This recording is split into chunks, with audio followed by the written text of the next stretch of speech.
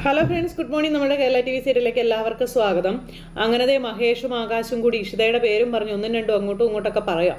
അപ്പോൾ അവളെ ഒന്ന് തൊടാൻ പോലും നിനക്ക് കഴിയില്ലല്ലോടാ എന്നൊക്കെ പറഞ്ഞുകൊണ്ട് ആകാശ് ഇങ്ങനെ മഹേഷിനെ അപമാനിക്കുന്ന സമയത്ത് സ്നേഹത്തിൻ്റെ വില നിനക്കറിയില്ല, അറിയാമായിരുന്നെങ്കിൽ നീ ഒരിക്കലും ഇങ്ങനെ പറയുമായിരുന്നില്ല എന്ന് മഹേഷ് പറഞ്ഞു.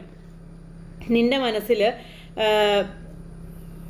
ഇഷ്ടം അല്ലെങ്കിൽ ഒരു ഇതെന്നൊക്കെ പറഞ്ഞിട്ടുണ്ടെങ്കിൽ അതിന് യാതൊരു അർത്ഥവും നീ കൊടുക്കുന്നില്ല. എൻ്റെ മകൾക്ക് വേണ്ടി മാത്രമാണ് ഞങ്ങൾ വിവാഹം ചെയ്യാൻ തീരുമാനിച്ചതെന്നും പിന്നെ ഇതുവരെ മനസ്സുകൊണ്ട് ഞങ്ങൾ രണ്ടുപേരും രണ്ട് കോണിലായിരുന്നു. മറ്റുള്ളവരുടെ മുന്നിൽ ആദ്യമൊക്കെ ഒരുപാട് അഭിനയിക്കുകയും ചെയ്തിരുന്നു. അവൾ എന്നെ തിരിച്ചറിയുകയും ഞാൻ അവളുടെ ആത്മാവ് കാണുകയും ചെയ്തതോടുകൂടി സ്നേഹത്തിൻ്റെ പൂക്കൾ ഞങ്ങൾക്കിടയിൽ വിടരുകയായിരുന്നു എന്നൊക്കെ ആകാശ് ഇങ്ങനെ പറയാം. അപ്പോൾ ആ ഒരു ഇതിന് ഭയങ്കര ഒരു സുഗന്ധം തോന്നി.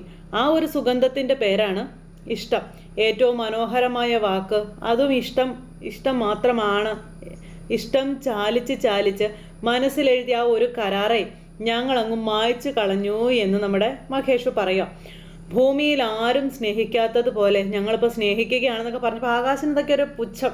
ഇതൊന്നും അറിയാതെ ആണോടാ കൂടെ കൊണ്ട് നടക്കുന്നവടെ മാനത്തിന് വില ചോദിക്കാൻ നീ എൻ്റെ മുന്നിലേക്ക് വന്നത് എന്ന് മഹേഷ് ചോദിക്കുക. കടന്നു പോടാ നാണം കെട്ടവനെ, എൻ്റെ കൺമുന്നിന്ന് പറഞ്ഞിട്ട് നമ്മുടെ മഹേഷ് അവനെ ആട്ടിയിറക്കി. നാണം കേട്ട ആകാശ് അവിടെ നിന്ന് പോകുമ്പോൾ മഹേഷ് ഇങ്ങനെ അവിടെ നിൽക്കുക. പിന്നെ കാണിക്കുന്നത് നമ്മുടെ ഇഷിതയാട്ടോ. ഇഷിത ഇങ്ങനെ അവിടെ ആകെ വിഷമിച്ചിരിക്കുക. ഇഷിതയാണെങ്കിൽ അവൻ കാണിച്ച ഓരോ വൃത്തികേടിനെ പറ്റി ആലോചിച്ചങ്ങോണ്ടിരിക്കുന്നു. ഈ ഒരു സമയത്താണ് ആഷു അങ്ങോട്ടേക്ക് വരുന്നത്. അപ്പോൾ ഇഷു എന്നും പറഞ്ഞു വിളിച്ചപ്പോൾ ചേച്ചി നീ ഈ ലോകത്തൊന്നും അല്ലേ എന്ന് ചോദിച്ചപ്പോൾ ചേച്ചി ഇരിക്കാൻ പറഞ്ഞു. അങ്ങനെ നമ്മുടെ ചേച്ചി വന്ന് ഇഷിതയുടെ അടുത്തിരുന്നു. അപ്പോൾ ഇഷിതയ്ക്ക് ഭയങ്കര സങ്കടം ബുദ്ധിമുട്ടൊക്കെ. അപ്പോൾ ചേച്ചി എന്താ ഇങ്ങോട്ടേക്ക് വന്നതെന്ന് ചോദിച്ചപ്പം മോളെ എനിക്കൊരു സഹായം നീ ചെയ്തു തരണമെന്ന് പറഞ്ഞു.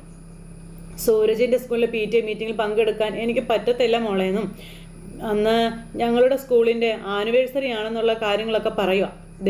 സൂരജിൻ്റെ സ്കൂളിലെ ഡിസിപ്ലിൻ അതെന്താണെന്ന് നിനക്കറിയില്ലേ? പേരൻസ് നിർബന്ധമായും മീറ്റിങ്ങിൽ പങ്കെടുക്കണം. മാത്രമല്ല എനിക്ക് വേണ്ടി നീ ഒന്ന് പോകാവോ എന്ന് ചോദിക്കുമ്പം പോകാവല്ലോ എന്ന് പറഞ്ഞു. അങ്ങനെ ഇവർ സംസാരിച്ചുകൊണ്ടിരിക്കുമ്പോഴാണ് ഒരാൾ അങ്ങോട്ടേക്ക് വരുന്നത്. എക്സ്ക്യൂസ് മീ മാഡം എന്നും പറഞ്ഞു. അപ്പോൾ ഒരു പെൺകുട്ടി വന്നു. മാഡം എന്താ അർജൻറ്റ് അല്ലെങ്കിൽ ഒരു 5 മിനിറ്റ് വെയിറ്റ് ചെയ്യാമെന്ന് ചോദിച്ചു. അപ്പോൾ ശരി മാഡം ഞാൻ വെയിറ്റ് ചെയ്തോളാം എന്ന് വന്ന പെൺകുട്ടി പറഞ്ഞു. എന്നിട്ട് അത് പുറത്തേക്ക് അങ്ങ് ഇറങ്ങിപ്പോയി. അപ്പോൾ ആ പെൺകുട്ടി പുറത്ത് പോയി ഇങ്ങനെ വെയിറ്റ് ചെയ്ത് നിൽക്കുക കേട്ടോ. അപ്പോൾ ഈ ഒരു സമയത്ത് ഇവർ രണ്ടുപേരും കൂടി ഈ ഒരു കാര്യം സംസാരിക്കാം. ചേച്ചി ടെൻഷൻ ആവണ്ട, ഞാൻ സ്കൂളിൽ പോയിക്കോളാമെന്ന് ഇഷിത പറഞ്ഞു. അങ്ങനെ സംസാരിച്ചുകൊണ്ടിരിക്കുമ്പോഴും ഇഷിതയുടെ ഭാവത്തിലൊക്കെ എന്തൊക്കെയോ ഓരോ വ്യത്യാസം പോലെ തോന്നുന്നുണ്ട് ആഷുവിന്. അപ്പോൾ എന്തു പറ്റിച്ചു, ഇവിടെ എന്തെങ്കിലും പ്രശ്നമുണ്ടോ? എടി എന്തെങ്കിലും ഉണ്ടെങ്കിൽ നീ എന്നോട് പറയാൻ പറഞ്ഞു. അപ്പോൾ അത് പിന്നെ ചേച്ചി ഞാൻ എന്താ മോളെ നിനക്ക് എന്താ പറ്റിയതെന്ന് പറയാൻ പറഞ്ഞു. എൻ്റെ ഒരു ഫ്രണ്ട് എന്നെ വിളിച്ചിട്ടുണ്ടായിരുന്നു. അവൾക്കുണ്ടായൊരു ദുരനുഭവം എന്നോട് പറഞ്ഞു എന്നുള്ള കാര്യം ഇഷു പറയാം. അപ്പോൾ ഈ പെൺകൊച്ച് അവിടെ നിന്ന് ഇത് കേൾക്കുക. അതിൻ്റെ ഒരു മൂഡ് ഓഫ് എനിക്ക് എന്നൊക്കെ ഇങ്ങനെ ഇഷു പറയുക കേട്ടോ. എന്ത് ചെയ്യണം എന്നറിയാതെയാണ് അവൾ എന്നെ വിളിച്ചതെന്നൊക്കെ പറയുമ്പോൾ നീ സംഭവം എന്താണെന്ന് വെച്ചാൽ എന്നോട് പറ മോളെ. അവളുടെ ഭർത്താവിൻ്റെ ഒരു ബന്ധു മോശമായ രീതിയിൽ അവളോട് പെരുമാറുകയാണെന്ന കാര്യം പറയുന്നു. അപ്പോൾ ഈ പെങ്കൊച്ച് അതൊക്കെ അവിടെ നിന്ന് ഇങ്ങനെ ശ്രദ്ധിച്ച് കേൾക്കുക. വീട്ടിലതൊരു വിഷയമാക്കണ്ട എന്ന് കരുതി ഭർത്താവിനോട് പോലും അവളൊന്നും പറഞ്ഞില്ല എന്ന കാര്യവും ഇഷിത പറയുക. അയാൾ സ്ത്രീകൾക്ക് പിന്നാലെ നടക്കുന്ന ഒരുത്തനാണെന്ന് വീട്ടുകാർക്കും അറിയുകയില്ല എന്നും പറഞ്ഞു. പല സ്ത്രീകളെയും അയാൾ ചൂഷണം ചെയ്തിട്ടുണ്ടെന്നുള്ള കാര്യമൊക്കെ പറയുമ്പോൾ എന്നിട്ടോ എന്ന് ചോദിച്ചാൽ ആഷു ഇങ്ങനെ കേൾക്കാനിരിക്കാം. അപ്പോൾ വീട്ടിൽ ആരും ഇല്ലാത്ത സമയം നോക്കി അയാൾ അവളുടെ ബെഡ്റൂമിൽ കയറി വന്നു എന്നൊക്കെ ഇങ്ങനെ ഇഷു പറയുന്നു. അയാൾ കടന്ന് പിടിക്കാൻ ശ്രമിച്ചപ്പോൾ അയാളെ തള്ളി മാറ്റിയിട്ട് അവൾ റൂമിന് പുറത്തേക്ക് ഇറങ്ങി ഓടിയെന്നൊക്കെ പറയാം. അപ്പോൾ ഈ പെങ്കൊച്ചതെല്ലാം കേട്ട് ഭയങ്കര ഇതായി. അപ്പോൾ എൻ്റെ ദൈവമേ എന്തൊക്കെയാണ് കേൾക്കുന്നത്? അയാളുടെ കയ്യിൽ നിന്ന് രക്ഷപ്പെടാനായി അവൾ ഓടിച്ചെന്ന് കയറിയത് അയാളുടെ ബെഡ്റൂമിൽ തന്നെ ആയിരുന്നു എന്നും അകത്തുനിന്ന് അവൾ വാതിൽ കുറ്റിയിട്ടു എന്നൊക്കെ പറഞ്ഞു. ആ ദുഷ്ടന്റെ കയ്യിൽ നിന്ന് ആ പാവം പെണ്ണ് രക്ഷപ്പെട്ടല്ലോ.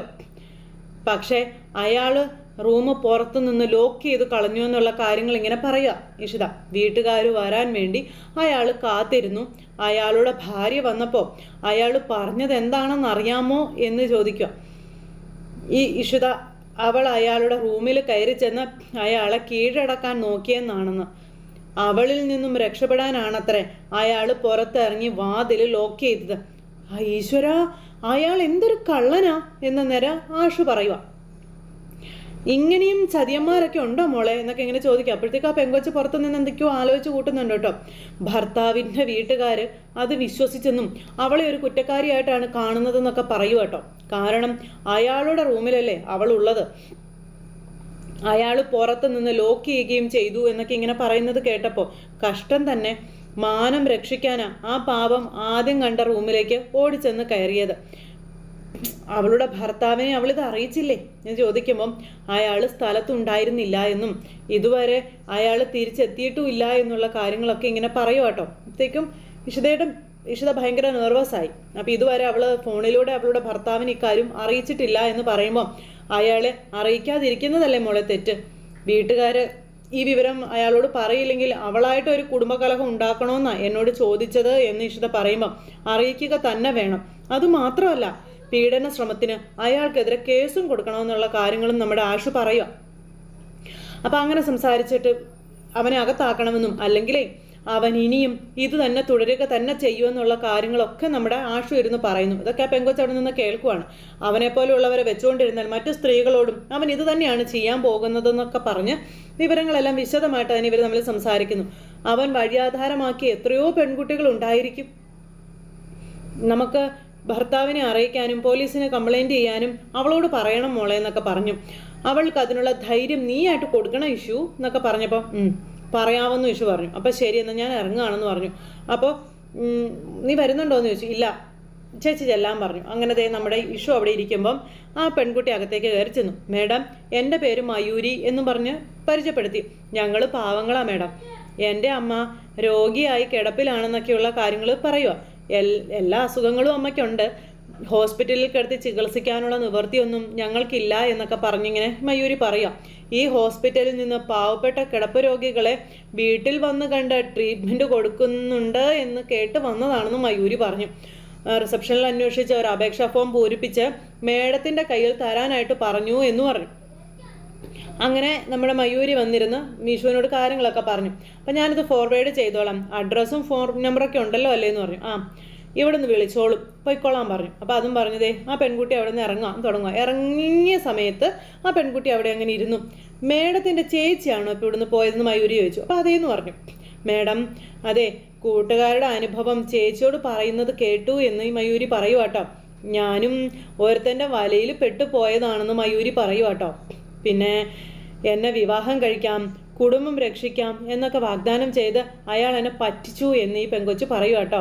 മേഡം പറഞ്ഞതുപോലെ ഒരാളാ അയാൾ എന്നൊക്കെ പറയുമ്പം എന്താ അയാളുടെ പേരെന്ന് ചോദിച്ചു. അപ്പം കൈലാസ് എന്നാ പേരെന്ന് പറഞ്ഞു. ഇത് കേട്ട് കഴിഞ്ഞപ്പോഴേക്കും നമ്മുടെ ഇഷിത ഞെട്ടി. അങ്ങനെ ആ പെങ്കൊച്ചെല്ലാം പറയാം. ഒരുപാട് പെൺകുട്ടികളെ അയാൾ ചതിക്കുഴിയിൽ പെടുത്തിയിട്ടുണ്ടെന്നുള്ള കാര്യങ്ങളൊക്കെ മയൂരി ഇങ്ങനെ പറയാം കേട്ടോ. ഇതൊക്കെ കേട്ട് ഇഷിത ഞെട്ടിയിരിക്കുന്നു. ഭാര്യ വീട്ടുകാരെ പറ്റിച്ചാ ജീവിക്കുന്നത്. ഈയിടെ അവർ ഓരോരോ കള്ളക്കരുതകൾ പറഞ്ഞു പറ്റിച്ച് 40 ലക്ഷം രൂപ അടിച്ചു മാറ്റിയിരിക്കുന്നതെന്നൊക്കെ പറഞ്ഞ് മയൂരി ഇതെല്ലാം പറഞ്ഞു. ഇതൊക്കെ കേട്ട് ഇഷിത ഭയങ്കര വണ്ടറടിച്ചിരിക്കാം. അതിൽ നിന്നൊരു 2 ലക്ഷം രൂപ കടബാധ്യതകൾ തീർക്കാൻ എനിക്ക് തന്നു എന്നും മയൂരി പറയുവാട്ടോ. കേസ് കൊടുക്കുമെന്ന് ഭീഷണിപ്പെടുത്തിയിട്ടാ എനിക്ക് ആ പണം തന്നതെന്നൊക്കെയുള്ള കാര്യങ്ങളെല്ലാം പറഞ്ഞ് ഗതികേട് കൊണ്ടാണ് ഞാൻ അതിന് പോയതെന്നൊക്കെ പറഞ്ഞു. അപ്പോൾ അയാൾക്കെതിരെ കേസ് കൊടുക്കാൻ മയൂരി തയ്യാറാണോ ചോദിച്ചു. അപ്പോൾ ആരെങ്കിലും കൂടെ ഉണ്ടെങ്കിൽ അതിന് ഞാൻ ധൈര്യം കാണിക്കുമെന്നും മയൂരി പറയുക. അപ്പോൾ അത് കേട്ടപ്പോൾ ഇഷിതയ്ക്ക് ഭയങ്കര ഒരു ഇത്. അപ്പോൾ അയാളുടെ ഫോട്ടോ മറ്റോ മയൂരിയുടെ കയ്യിലുണ്ടോ എന്ന് ചോദിച്ചപ്പോൾ മയൂരി കാണിച്ചു കൊടുത്തു, അവൻ തന്നെ ആള്. അപ്പോൾ മയൂരി ധൈര്യമായിട്ടിരിക്കും, ഈ ഒരു പ്രശ്നം ഞാൻ പരിഹരിക്കാമെന്നും പറഞ്ഞുകൊണ്ട് ഇങ്ങനെ ഇരിക്കുന്നു. അതിന് ശേഷം ഇഷിത ഇങ്ങനെ ഇരിക്കുക. അപ്പോൾ അവനെതിരെ ഇറക്കാനുള്ള ഒരു ആയുധമായി മയൂരിയെ നമ്മുടെ ഇഷിത കാണുക. അങ്ങനെ ഇഷിത രണ്ടും കൽപ്പിച്ച് തന്നെ അവിടെ ഇരിക്കുക കേട്ടോ. ഇത് കഴിഞ്ഞതിന് ശേഷം പിന്നെ കാണിക്കുന്നത് രജനയാണ്. രജന ഇങ്ങനെ അവിടെ ഇരിക്കുമ്പോൾ അങ്ങോട്ടേക്ക് കയറി ചെല്ലുക ആകാശ്. അവനെന്നെ സ്നേഹത്തിൻ്റെ വില പഠിപ്പിക്കാൻ വന്നിരിക്കുന്നെന്നും പറഞ്ഞുകൊണ്ട് രജന ഒന്നും മിണ്ടുന്നില്ല. ഇനി അവനെ അവളുടെ കൂടെ ജീവിക്കാൻ ഞാൻ അനുവദിക്കില്ല. അവൻ അവിടെ എത്തുമ്പോൾ അവൻ്റെ മുഖത്ത് അവളെ കൊണ്ട് ഞാൻ ചെരുപ്പൂരി അടുപ്പിക്കുമെന്നൊക്കെ പറഞ്ഞു കേട്ടോ. ആകാശ് മേനോൻ ആരാണെന്ന് അവനെ ഞാൻ അറിയിക്കുന്നുണ്ടെന്നൊക്കെ പറഞ്ഞ് ഇങ്ങനെ ആ ഒരു ഇത് പറഞ്ഞു. അത് കഴിഞ്ഞപ്പോഴത്തേക്കും ഈ ഫോൺ എടുത്ത് ഇങ്ങനെ മെസ്സേജ് വിടാനായിട്ട് ഇവൻ നോക്കും. അപ്പോഴേക്കും അത് രചന തടഞ്ഞു. ആകാശ് വേണ്ട എന്നും പറഞ്ഞു. അപ്പം രചന വിടുന്നും പറഞ്ഞ് ഇവനും പറയുന്നുണ്ട്. പിന്നെ അങ്ങോട്ടും ഇങ്ങോട്ടും പിടിയും വലിയും ഉന്തും തള്ളും ഒക്കെ ആയി. വേണ്ടെന്നും പറഞ്ഞ് 2 പേരും കൂടി ഭയങ്കരമായിട്ട് ഇങ്ങനെ പിടിയും വലിയും കൂടാ. അപ്പോൾ നിൻ്റെ പഴയ കെട്ടിയവൻ്റെ കൂടെ നീ കിടന്നത് എനിക്ക് അവളെ അറിയിക്കണമെന്നൊക്കെ പറഞ്ഞു. അപ്പോൾ ഇഷിതയെ വിളിക്കാൻ ഞാൻ സമ്മതിക്കില്ലെന്ന് രചന. അപ്പം നിനക്ക് പൊള്ളുമെന്ന് എനിക്ക് അറിയാവടി, മര്യാദയ്ക്ക് എൻ്റെ ഫോൺ തരാൻ പറഞ്ഞു. ദേ നീ എല്ലാ പുരുഷന്മാരെയും നിന്റെ കണ്ണുകൾ കൊണ്ടാണ് നീ കാണുന്നത്. നിങ്ങൾ എൻ്റെ ആരോഗ്യനില ഗുരുതരമായിരുന്നുവെന്നും മണിക്കൂറുകൾ ഇടവിട്ട് ഡോക്ടറെ വിളിക്കുന്നുണ്ടായിരുന്നു. നീ ഒന്ന് വിശ്വസിക്കെന്നെ എന്ന് രചന ഇവനോട് പറയുക. ഡോക്ടർ പറഞ്ഞതുകൊണ്ടാണ് മഹേഷ് ഇവിടെ ഇരുന്നത്. അപ്പം നിനക്കുണ്ടായതേ ഹാർട്ട് അറ്റാക്ക് ഒന്നും ആയിരുന്നില്ലല്ലോ, നിന്റെ തലയൊന്ന് ചുറ്റി. പിന്നെ നീ ഈ പറയുന്ന പ്രശ്നങ്ങൾ ഉണ്ടായിരുന്നെങ്കിൽ നിന്നെ ആദ്യം ഹോസ്പിറ്റലിലായിരുന്നു കൊണ്ടുപോകേണ്ടിയിരുന്നതെന്നും ഞാനത് പൊട്ടനാണെന്നാണോ നീ കരുതി വെച്ചിരിക്കുന്നത്? പിന്നെ തല ചുറ്റല് എന്ന് നീ പറഞ്ഞത് നിന്റെ നാടകമാണെന്ന് കേൾക്കുന്ന ഏത് പൊട്ടനും അത് മനസ്സിലാകുവടി എന്നൊക്കെ പറഞ്ഞുകൊണ്ട് ഇങ്ങനെ പറയാം. നീയും നിന്റെ മുൻ ഭർത്താവും കൂടി ഒരു നൈറ്റ് മുഴുവനും ഒരു റൂമിൽ ഉണ്ടായിരുന്നെങ്കിൽ എന്താ സംഭവിക്കുക എന്ന് ആർക്കാടി മനസ്സിലാവാത്തതെന്നൊക്കെ പറഞ്ഞുകൊണ്ട് ഇങ്ങനെ ഇയാൾ പറയുക. പിന്നെ നിന്റെ ക്യാരക്ടർ വെച്ച് എന്ത് സംഭവിക്കാമെന്നും പറഞ്ഞു.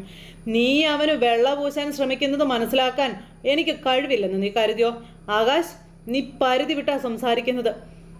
എന്തും വിളിച്ചു കൂവാമെന്ന് നീ കരുതരുതെന്ന് ഇങ്ങനെ പറയുന്ന രചനയോട്, എടി അവൻ എന്നോട് ചോദിച്ച ചോദ്യം എന്താണെന്ന് നിനക്ക് കേൾക്കണ്ടേ? ഞാൻ പറഞ്ഞു തരാവടി നിനക്ക് ഞാൻ ആരാണെന്ന്, എന്ത് അധികാരമാണ് എനിക്ക് നിന്നിലുള്ളതെന്ന്. പിന്നെ ഒന്നുകൂടെ അവൻ എന്നോട് പറഞ്ഞു, നിന്നെ അവനെ ഒരു റൂമിൽ കണ്ട മുൻ ഭാര്യയും ഭർത്താവും എന്നൊരു പരിഗണനയെങ്കിലും ഉണ്ടാകുമെന്ന്. അപ്പൊ പിന്നെ ഞാൻ ആരായടി എന്ന് ആകാശ് ചോദിക്കാം. ഞാൻ ആരായെന്നാ ചോദിച്ചത്, പറയടി എന്നും പറഞ്ഞുകൊണ്ട് ഇങ്ങനെ വെച്ച് ചോദിക്കാം. സത്യമല്ലേടി അവൻ പറഞ്ഞത്? അവൻ പറഞ്ഞതിൽ എന്തെങ്കിലും തെറ്റുണ്ടോ? ഞാൻ ഏതോ പെണ്ണിനെ തേടി പോയെന്ന കള്ളക്കഥയും പറഞ്ഞ നീ എൻ്റെ നാവടക്കാൻ വരണ്ടാന്നും ആകാശ് രചനയോട് പറയാം. നിനക്കിപ്പോഴും അവനോട് ഇഷ്ടമുണ്ടെന്ന് എനിക്കറിയാം. നിന്റെ മനസ്സിലെ പുരുഷൻ അത് മഹേഷാണെന്ന് എനിക്കറിയാം. നിനക്ക് അവനെ മറക്കാനേ കഴിയുന്നില്ലെന്ന് പറയുമ്പോൾ ആകാശ് നിർത്താനാ പറഞ്ഞതെന്ന് രചന പറഞ്ഞു. ഞാൻ പറയുവടി, നിനക്ക് പണം മാത്രം മതി, പണം കണ്ടാൽ നീ ഏതവൻ്റെ കൂടെ ഓടിപ്പോകുമെന്നൊക്കെ പറഞ്ഞിങ്ങനെ ഈ ആകാശ് പറയാം. അതിൻ്റെ ഏറ്റവും വലിയൊരു തെളിവല്ലടി, ഉദാഹരണമല്ലടി ഞാൻ.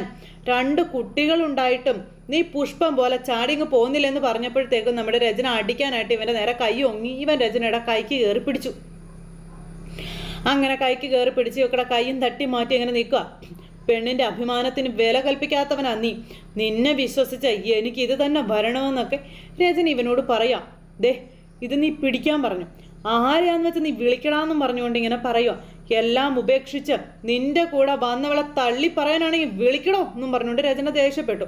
എന്നിട്ട് രചന അവിടെ നിന്ന് ഇറങ്ങി അങ്ങ് പോയി. രചന അവിടെ നിന്ന് അങ്ങ് ഇറങ്ങി പോയി കഴിഞ്ഞപ്പോൾ, എനിക്ക് നീ ഒരു പുല്ലുമല്ലടി, എൻ്റെ ലക്ഷ്യം അവനാ. അവൻ്റെ ജീവിതം തകർക്കണം, അവനെ ഞാൻ ജീവിക്കാൻ അനുവദിക്കൂല എന്നും പറഞ്ഞുകൊണ്ട് ഇവൻ ആ ഒരു ഇതങ്ങോട്ട് ഇഷ്ടത്തേക്ക് ഇട്ട് കൊടുക്കുക. എന്നിട്ട് ആത്മസംതൃപ്തിയൊക്കെയാണ് ഇങ്ങനെ നിൽക്കുക. ഇത് കഴിഞ്ഞതിന് ശേഷം പിന്നെ കാണിക്കുന്നത് അവിടെ വീട്ടിൽ അവരോ എല്ലാവരും കൂടി ഇരുന്ന് സംസാരിക്കുക. ഇന്ന് വരെ ജീവിതത്തിൽ അനുഭവിക്കാത്ത കാര്യങ്ങളല്ലേ കുടുംബത്തിലുണ്ടായിരിക്കുന്നതെന്നൊക്കെ പറഞ്ഞ് അമ്മയും മോളും കൂടി ഇരുന്ന് ഇഷിതയ്ക്കെതിരെ സംസാരിക്കുക. രാമനും സ്ഥലത്തില്ല, അതുപോലെ മഹേഷും സ്ഥലത്തില്ല, ഇതിൻ്റെയൊക്കെ പ്രഷർ താങ്ങേണ്ടത് ഞാൻ ഒരുത്തിയല്ലേ എന്നൊക്കെ പറഞ്ഞുകൊണ്ട് അമ്മ ഇരുന്ന് മോളോടിരുന്ന് പറയുന്നു. BP കയറി ഞാൻ മരിച്ചു പോകുമെന്ന് എൻ്റെ പേടി എന്നൊക്കെ പറയുമ്പം ഇഷിത് ഇങ്ങനെ ഒരുത്തിയാണെന്ന് നമുക്കറിയായിരുന്നു അമ്മേ എന്ന് മോളെ നേരെ അമ്മയോട് പറയുന്നു. അവൾക്ക് എൻ്റെ കൈലാസേട്ടനെ മാത്രമേ കിട്ടിയോളോ എന്നൊക്കെ ചോദിച്ച് ഭയങ്കര ഡയലോഗ്. ഹോസ്പിറ്റലിലൊക്കെ എത്ര പേരുണ്ട്, അവിടുത്തെ ആണുങ്ങളുമായിട്ടൊക്കെ അവൾക്ക് ബന്ധമുണ്ടോ എന്നൊക്കെ ആർക്കറിയാവോന്നൊക്കെ പറഞ്ഞ് ഭയങ്കര ഡയലോഗും കാര്യം. ഒരുമ്പിട്ട് നടക്കുന്നവർക്കേ ഇതിനൊക്കെ ധൈര്യം ഉണ്ടാവും എന്നൊക്കെ പറയുമ്പം എന്തൊക്കെ പറയാമെങ്കിലും ഇഷിതയുടെ കാര്യത്തിലേ അങ്ങനെ ചിന്തിക്കാനും എനിക്ക് കഴിയുന്നില്ല എന്ന് അമ്മായിമ്മ. പിന്നെന്താ കൈലാസേട്ടൻ കള്ളം പറഞ്ഞെന്നാണോ അമ്മ പറഞ്ഞു വരുന്നതെന്ന് മകൾ അമ്മയോട് ചോദിക്കാം. അവളെ റൂമിലിട്ട് പൂട്ടിയിട്ടാണ് കൈലാസേട്ടൻ പുറത്തിരുന്നതെന്നൊക്കെ പറഞ്ഞ് മകൾ അമ്മയോട് പറയാം. പാവം കൈലാസേട്ടൻ്റെ പേടിച്ചുള്ള ആ ഒരു ഇരിപ്പ് എൻ്റെ മനസ്സിൽ നിന്ന് പോകുന്നില്ലെന്ന് പറഞ്ഞുകൊണ്ട് ഭാര്യ ഭർത്താവിനെ വെള്ള പൂശിക്കൊണ്ടിരിക്കുക. അങ്ങനെ ഇരിക്കുമ്പോഴാണ് കൈലാസേട്ടൻ അങ്ങോട്ടേക്ക് വരുന്നത്. എന്താ അടി അമ്മ വല്ലാതിരിക്കുന്നേ, അമ്മയ്ക്ക് സുഖമില്ലേ എന്നൊക്കെ ചോദിച്ചിങ്ങനെ വന്ന് മകൻ ഭയങ്കര സ്നേഹപ്രകടനം. അമ്മയ്ക്ക് ഒരു കുഴപ്പമില്ല കൈലാസേട്ടാ, ഓരോന്നോർത്ത് ടെൻഷൻ അടിച്ചിരിക്കുക അമ്മ എന്നൊക്കെ പറഞ്ഞു. അപ്പോൾ അമ്മയ്ക്ക് മാത്രമാണോ? എല്ലാവർക്കും ടെൻഷനും കാര്യങ്ങളൊക്കെ ഇല്ലേ? അതൊക്കെ ഒന്ന് മാറിക്കിട്ടാൻ ഹൗസ്ഫുള്ളായി ഓടുന്ന ഒരു കോമഡി സിനിമയ്ക്ക് ഞാൻ 3 ടിക്കറ്റ് ബുക്ക് ചെയ്തിട്ടുണ്ടെന്ന് പറഞ്ഞു. അപ്പോൾ അത് കേട്ടപ്പോൾ അമ്മയ്ക്കും നിനക്കും എനിക്കുമാണെന്ന് പറഞ്ഞു. അതെന്തായാലും നന്നായി, ഈ ഒരു പ്രഷറിൽ നിന്ന് ഒന്ന് രക്ഷപ്പെടുന്നത് നല്ലതാണ്. അമ്മയൊന്ന് ചെന്ന് ഫ്രഷ് ആക്കാൻ പറഞ്ഞു കൈലാസ. അപ്പോൾ അത് വേണോ കൈലാസ എന്ന് അമ്മ ചോദിച്ചപ്പോൾ വേണം, ഇതെൻ്റെ ആവശ്യമാണെന്നും പറഞ്ഞുകൊണ്ട് ഇവൻ ഇങ്ങനെ ഇവരോട് പറഞ്ഞു. അങ്ങനെ മനസ്സില്ലാ മനസ്സോടെ പുള്ളിക്കാരിയാണെങ്കിൽ റെഡിയാക്കാൻ പോവുക. അപ്പോൾ അങ്ങനെ ദേ ഈ കൈലാസ് ഭാര്യയുടെ മനസ്സിലേക്ക് വിഷം കുത്തിവെച്ച് കൊടുക്കുക. അങ്ങനെ ഇവൻ എന്തൊക്കെയോ മനസ്സിൽ പ്ലാൻ ചെയ്തിങ്ങനെ അവിടെ നിൽക്കുന്നു. പിന്നെ കാണിക്കുന്നത് നമ്മുടെ മഹേഷിനെ. അപ്പോൾ മഹേഷിനെ അനിയൻ വിളിക്കുക. അപ്പോൾ എടുത്തത് ചോദിച്ചു, നീ ഇഷിതയെ പോയി കണ്ടായിരുന്നോ? ആ, ഞാൻ ഏട്ടത്തെ പോയി കണ്ടിരുന്നു. അളിയൻ്റെയും ചേച്ചിയുടെയും കൂട്ടത്തിൽ ഏതാണ്ട് ഒറ്റപ്പെട്ടതുപോലെയാണ് ഞാൻ ഏട്ടത്തിയെ കണ്ടത് എന്നുള്ള കാര്യം പറയൂ കേട്ടോ. ഏട്ടാ, അവരെന്തൊക്കെയോ മറയ്ക്കാൻ ശ്രമിക്കുന്നത് പോലെ എനിക്ക് തോന്നി. അപ്പോൾ ഇഷിതയോട് സംസാരിച്ചില്ലേ? കുറച്ചു നേരം ഞങ്ങൾ മാത്രമായി സംസാരിച്ചു എന്നും ഏട്ടൻ ഊഹിച്ചതുപോലെ ഏട്ടത്തിക്ക് എന്തോ മാനസിക പ്രശ്നം ഉണ്ടെന്ന കാര്യവും പറയാം. എടാ, അത് അന്വേഷിക്കാനല്ലേ ഞാൻ നിന്നെ പറഞ്ഞു വിട്ടത്. ഏട്ടാ, അതിന് ഏട്ടത്തി ഒന്ന് പിടിനിന്നിട്ട് വേണ്ടേ എന്ന് അനിയൻ ചോദിക്കുക. എനിക്കെന്ത് പ്രശ്നമെന്നാണ് ഏട്ടത്തി എന്നോട് ചോദിച്ചത് എന്നിങ്ങനെ പറയുമ്പോൾ മൊത്തത്തിൽ പെട്ടും മഹേഷും. ഞാനെന്തോ ഇല്ലാത്ത പ്രശ്നം കണ്ടെത്താൻ പോയതുപോലെയാണ് ഏട്ടത്തിയുടെ സംസാരം. പക്ഷെ മുഖം കണ്ടാൽ അറിയേട്ടാ, മനസ്സൊട്ടും ശാന്തമല്ലെന്ന്. ഇഷിത അത് നിന്നോട് പറയാൻ കൂട്ടാക്കുന്നില്ലെങ്കിൽ അത് അത്ര നിസ്സാരമായ കാര്യമല്ല. അവളുടെ മനസ്സൊന്ന് കലങ്ങിയാൽ സംസാരത്തിൽ നിന്ന് മനസ്സിലാക്കാൻ എനിക്കത് കഴിയും. ഏട്ടത്തിയുടെ മനസ്സിലെന്തോ ശക്തമായിട്ടുള്ള ഷോക്ക് സംഭവിച്ചിട്ടുണ്ട് ഏട്ടാ. അതെന്നോട് പറയാൻ മടിക്കുന്നതിൽ നിന്ന് ഞാൻ മനസ്സിലാക്കിയത് ഏട്ടത്തിയുടെ മനസ്സിനെ വേദനിപ്പിക്കുന്ന എന്തോ ഒന്ന് ആ ഫ്ലാറ്റിൽ സംഭവിച്ചിട്ടുണ്ടെന്നുള്ളതാണെന്ന കാര്യവും അനിയൻ ചേട്ടനോട് പറയാം. ഏട്ടത്തിയുടെ മനസ്സിൽ അടക്കി വെച്ചത് ഞാനായിട്ട് എങ്ങനെ പുറത്ത് കൊണ്ടുവരാനാണെന്നൊക്കെ ചോദിച്ചു. പിടിച്ചു കയറാൻ ഏട്ടത്തിയിൽ നിന്ന് എനിക്കിട്ടൊന്നും കിട്ടിയതുമില്ല എന്നും പറഞ്ഞ് അനിയൻ ചേട്ടനോട് കാര്യങ്ങളെല്ലാം പറയുന്നിടത്ത് ഇന്നത്തെ കഥ അവസാനിച്ചു. അപ്പോൾ എല്ലാവർക്കും നല്ലൊരു ദിവസം ആശംസിക്കുന്നു. അടുത്ത സൂപ്പർ ഹിറ്റ് കഥയുമായി കാണുന്നത് വരെ എല്ലാവർക്കും നന്ദി.